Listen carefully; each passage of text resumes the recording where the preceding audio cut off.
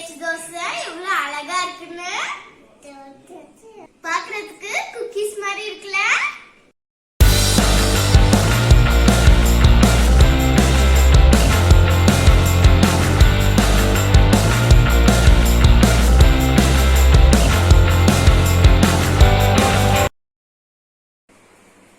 Hello friends, welcome to Ammavin Devathaigal. நான் உங்க கவிதா. என்கிட்ட இப்ப கொலஜம் செஞ்சு மீதி போன ஜீரா இருக்கு. அதுல இப்ப இந்த பவுல்ல ஊத்திக்கிறேன்.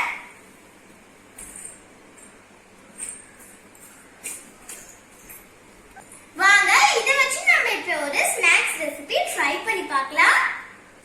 இப்ப நான் இந்த ஜீரால அரை கப் அளவு கோதுமை மாவு ஆட் பண்ணிக்கிறேன்.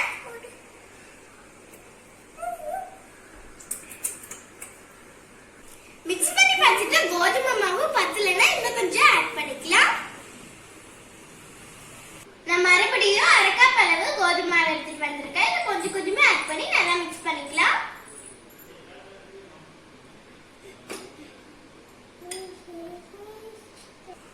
நான் அரை கப் எடுத்த கோதுமை மாவுல நான் 1/4 கப் இதுல சேர்த்துக்கிட்டேன். இப்ப எனக்கு இதுல தோசை மாவு பதத்துக்கு வந்துருச்சு. இப்ப இது கரெக்டான பதத்துக்கு வந்துருச்சு. இப்ப வாங்க அடுத்தது என்ன பண்ண போறோம்னு பார்க்கலாம். இத நம்ம தோசையா கூட ஊத்தி எடுத்துக்கலாம். ஆனா நாங்க எங்களுக்கு பிடிச்ச ஷேப்ஸ்ல குட்டி குட்டி தோசை மாதிரி ஊத்தி எடுத்துக்க போறோம்.